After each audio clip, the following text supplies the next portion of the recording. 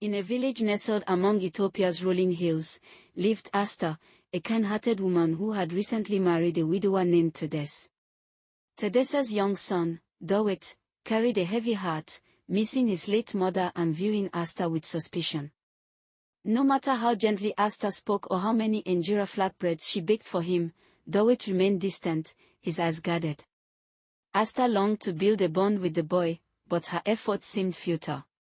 One evening, as the sun dipped below the horizon, Asta confided in her husband, Tedes, "My heart aches for Dawit. How can I reach him?" Tedes sighed, offering no solution, for he too was at a loss. Asta resolved to seek wisdom beyond the village. To the edge of the village, where an old wise man named Getichu lived in a hut surrounded by acacia trees. Known for his deep understanding of human hearts, Getichu listened as Asta poured out her troubles. "I wish to be a true mother to Dawit, but he shuts me out," she said, her voice trembling. Getichu stroked his white beard and replied, "To win the boy's trust, you must show courage and patience.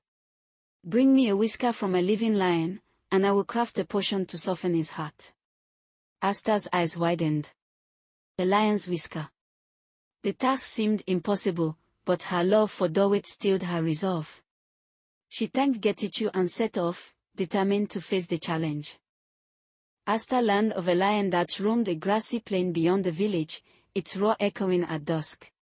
Fear gripped her as she approached the plain, where tall grasses swayed under a vast sky. Hiding behind a boulder, she watched the lion, a magnificent creature with a golden mane, lounging under a tree. Its eyes gleamed with quiet power, and Asta's heart raced. Plucking a whisker from such a beast seemed madness. Yet, she remembered Dawit's cold gaze and thought, "If I can approach the lion with care, perhaps I can learn to trust me." That evening, she returned home, her mind churning with a plan not of force, but of patience. One evening, as the sky glowed with the lion lay near the basket, its mane ruffling in the breeze. Asta took a deep breath and stepped from her hiding place, her hands empty but steady. She knelt a few paces away, her heart pounding. The lion lifted its head, its gaze meeting hers. For a moment time seemed to still. Slowly, Asta extended her hand, whispering words of calm. The lion remained still and she inched closer, her fingers brushing its mane. With a gentle pluck, she took a single whisker. The lion blinked but did not stir. Asta backed away, clutching the whisker, tears of relief and awe streaming down her face. Asta returned to the village and hurried to Getichu's hut, presenting the lion's whisker. The wise man smiled, and tossed the whisker into the fire where it caught into ash. Asta gasped, "Why destroy it? I risked my life." Getichu's eyes twinkled.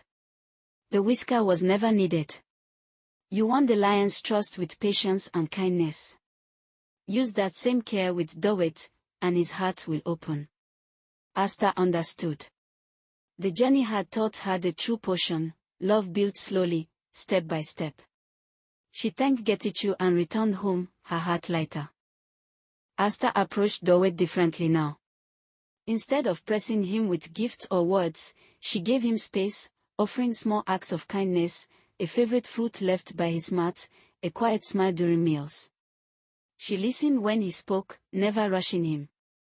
Slowly, Dawit's walls crumbled.